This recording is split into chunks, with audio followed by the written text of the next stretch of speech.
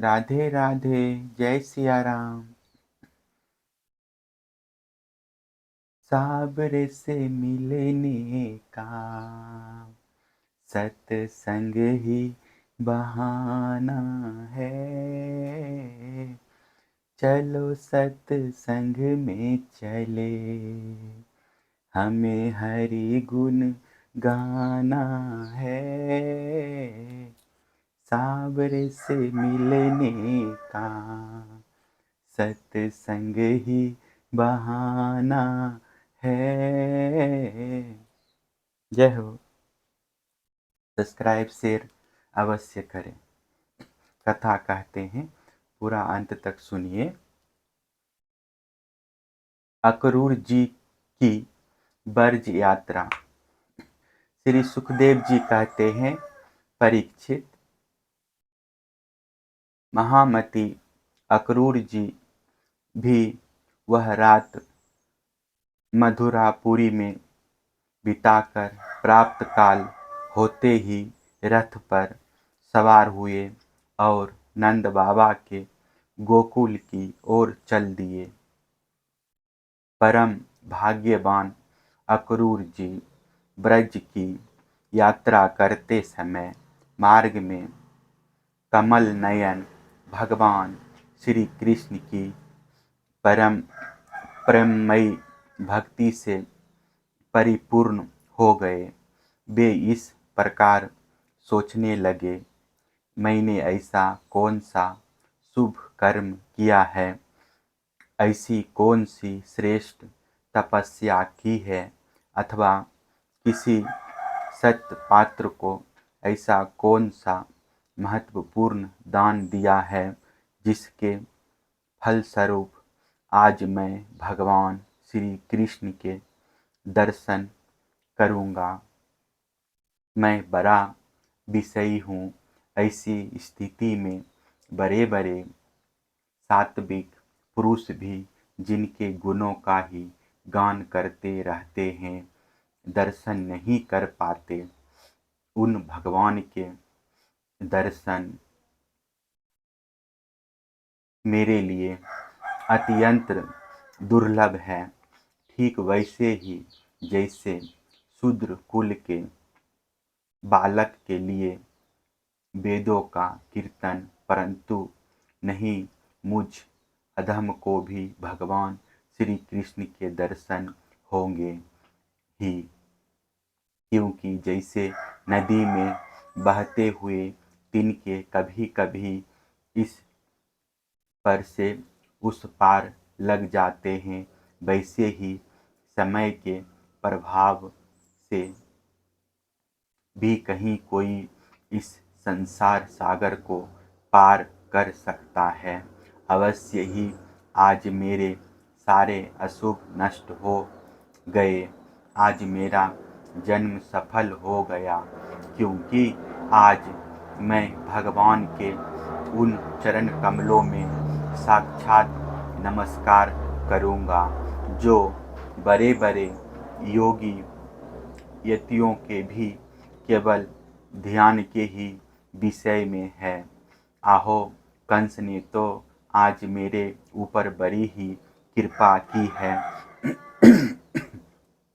उसी कंस के भेजने से मैं इस भूतल पर अवतीर्ण स्वयं भगवान के चरण कमलों के दर्शन पाऊंगा, जिनके नखमंडल की कांति का ध्यान करके पहले युगों के ऋषि महर्षि इस अज्ञान रूप अपार अंधकार राशि को पार कर चुके हैं।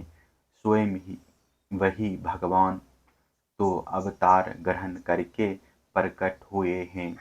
ब्रह्मा, शंकर, इंद्र आदि बड़े बड़े देवता जिन चरण कमलों की उपासना करते रहते हैं, स्वयं भगवती लक्ष्मी एक क्षण के लिए भी जिनकी सेवा नहीं छोड़ती, प्रेमी भक्तों के साथ बड़े बड़े ज्ञानी भी जिनकी आराधना में संलग्न रहते हैं, भगवान के वे ही चरण कमल गौओं को चराने के लिए ग्वाल वालों के साथ वन वन में विचरते हैं। वे ही सुर मुनि वंदित श्री चरण गोपियों के वक्ष स्थल लगी हुई केसर से रंग जाते हैं, चिहित हो जाते हैं। मैं अवश्य अवश्य उनका दर्शन करूँगा। मरकत मणि के समान सुस्निग्ध कांतिमान उनके कोमल कपोल हैं। तोते की ठोर के समान नुकीली नासिका है। होठों पर मंद मंद मुस्कान, प्रेम भरी चितवन कमल से कोमल रत्नारे लोचन और कपोलों पर घुंघराली अलके लटक रही है। मैं प्रेम और मुक्ति के परम दानी श्री मुकुंद के उस मुख कमल का आज अवश्य दर्शन करूँगा, क्योंकि हरिण मेरी दाई ओर से निकल रहे हैं। भगवान विष्णु पृथ्वी का भार उतारने के लिए स्वेच्छा से मनुष्य की सी लीला कर रहे हैं। वे संपूर्ण लावण्य के धाम हैं, सौंदर्य की मूर्तिमान निधि हैं। आज मुझे उन्हीं का दर्शन होगा, अवश्य होगा। आज मुझे सहज में ही आँखों का फल मिल जाएगा। भगवान इस कार्य कारण रूप जगत के दृष्टांत मात्र हैं, और ऐसा होने पर भी दृष्टपन का अहंकार उन्हें छू तक नहीं गया है। उनकी चिन्मयी शक्ति से आज्ञा के कारण होने वाला भेद भ्रम अज्ञान सहित दूसरे ही निरस्त रहता है। वे अपनी योग माया से ही अपने आप में भ्रूविलास मात्र से प्राण, इंद्रिय और बुद्धि आदि के सहित अपने स्वरूपभूत जीवों की रचना कर लेते हैं, और उनके साथ वृंदावन की कुंजों में तथा गोपियों के घरों में तरह तरह की लीलाएं करते हुए प्रतीत होते हैं। जब समस्त पापों के नाशक उनके परम मंगलमय गुण, कर्म और जन्म की लीलाओं से युक्त होकर वाणी उनका गान करती है, तब उस गान से संसार में जीवन की स्फूर्ति होने लगती है, शोभा का संचार हो जाता है।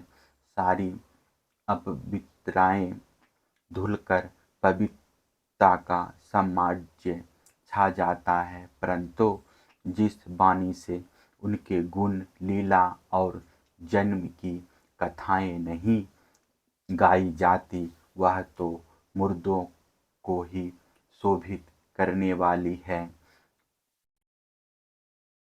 होने पर भी नहीं के समान व्यर्थ है। जिनके गुणगान का ही ऐसा महात्म्य है, वे ही भगवान स्वयं यदुवंश में अवतीर्ण हुए हैं।